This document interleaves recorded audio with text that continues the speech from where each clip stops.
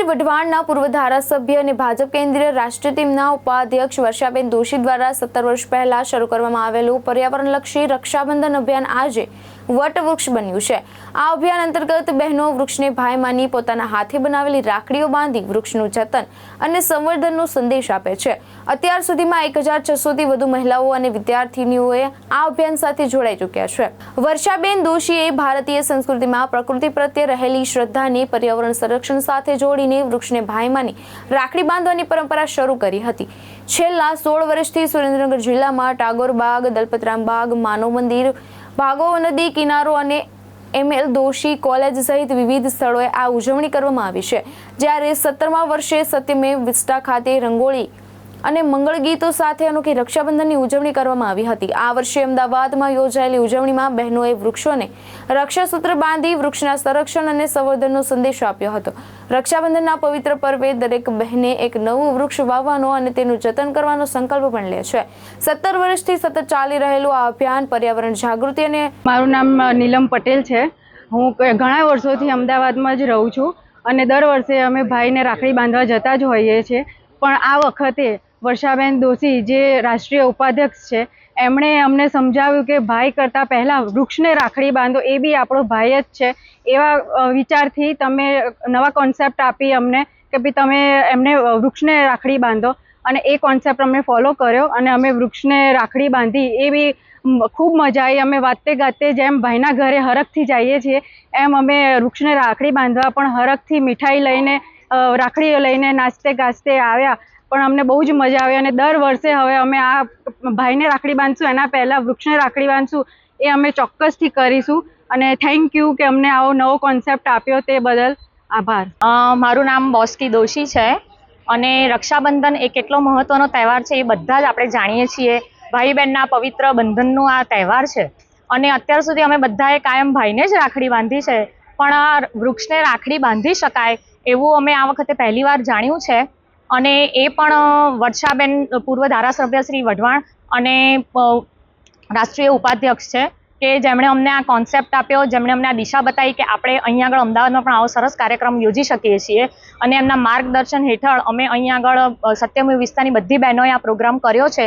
ખૂબ જ મજા આવી છે, ખૂબ જ ભાવ થયા છે અને જાણે અમે અમારા ભાઈને જ રાખડી બાંધી હોય ને એવા અમને ભાવ થયા છે અને બહુ જ મજા આવી છે। બધાએ ગીતો ગાયા, દીવો કર્યો, રાખડી બાંધી, મીઠાઈ કરી, બહુ જ મજા આવી બધાને। સૌથી પહેલાં તો આ કાર્યક્રમ કરવા માટેનો જે વિચાર મારા મનમાં આવ્યો છે એ વિચાર સદાય માટે જીવંત રહે એટલા માટે મને થયું કે સુરેન્દ્રનગરની બહાર પણ આ વિચારને પ્રેરણા આપીએ તો વધારે ને વધારે આ વિચારનો પ્રચાર અને પ્રસાર થાય। અને એટલા માટે આજે અમદાવાદની અંદર સત્યમેવ વિસ્તારની સોસાયટીની અંદર આજે આ કાર્યક્રમ કર્યો છે। છેલ્લા 17 વર્ષથી આ કાર્યક્રમ હું કરતી આવું છું। આ કાર્યક્રમ એ કોઈ લાદેલો કાર્યક્રમ કે પાર્ટીનો કાર્યક્રમ નથી, પરંતુ મારા મનની અંદર ઉદ્ભવેલો કાર્યક્રમ છે। કારણ કે મને સતત એવું થતું હતું, એક શિક્ષક તરીકે પણ હું બાળકોને ભણાવતી ત્યારે મને સતત એવું થતું કે જીવનની અંદર જે વસ્તુ મફત મળે છે ને એની કાંઈ વેલ્યુ નથી હોતી। કુદરત આપણને એટલું બધું આપે છે પરંતુ આપણે એ કુદરતની કાંઈ જાળવણી કરતા નથી અને એટલા માટે કદાચ સૂર્યદેવ એક દિવસ નથી નીકળતો તો શું થાય છે એ આપણને ખબર છે। એટલે તો આપણે નાના બાળકોને શીખવાડીએ છીએ કે ભાઈ જો સુરત દાદા આવ્યા। પારિવારિક આપણે ઓળખાણો આપણે આ બધા સાથે જોડાયેલી છે। ચાંદાને હંમેશા ચાંદા મામા કીધા છે। આપણી નદી છે, એ આપણી ખરેખર માં છે, માં સમાન છે અને એટલા નદી માતાની સ્વચ્છતા શું છે એ સમજાય છે। એવી જ રીતે પિતા છે, અડીખમ ઊભા છે, એ છે આપણા પર્વતો। અને એ બધી સાંસ્કૃતિક વારસો જે વિરાસત છે આપણી પાસે પ્રકૃતિનો, એની અંદર પણ જો કોઈ એક મુખ્ય હોય તો એ આપણું વૃક્ષ છે। અને ખરેખર આ વૃક્ષમાંથી મળતું ઓક્સિજન એ આપણું જીવન છે। કોરોના સમયની અંદર આપણને આ ઓક્સિજનનો અભાવ એ આપણને કેટલો બધો ખ્યાલ આવ્યો છે કે આપણું જીવન ક્યાં સુધી છે। માત્ર જો ઓક્સિજનનો એક પણ આપણી પાસે એનો અભાવ હોય તો આપણું જીવન આપણું સમાપ્ત થઈ જતું હોય છે। ત્યારે આ વૃક્ષની ગરિમા સમજાણી। અત્યારે પણ ક્લાઇમેટ ચેન્જના જે પણ આપણા જે પરિણામો આપણે જોઈ રહ્યા છીએ કે જ્યાં ક્યારેય વરસાદ નહોતો પડતો ત્યાં મુશળધાર વરસાદ પડી રહ્યો છે, જ્યાં અનરાધાર વરસાદ પડતો હતો ત્યાં અત્યારે દુકાળની પરિસ્થિતિ છે।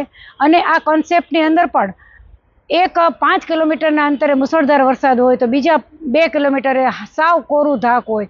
આ બધા જે ક્લાઇમેટ ચેન્જ છે એની અંદર પણ જો કોઈ જડીબુટી હોય તો એ આપણા વૃક્ષો છે। જેટલા વૃક્ષોની હરિયાળી હશે એ વૃક્ષો આપણને જીવનની અંદર, આપણા પ્રાકૃતિક જીવનની અંદર, આપણા ખુદના જીવનની અંદર ખૂબ જ આપણને મજબૂતાઈ આપવાના છે.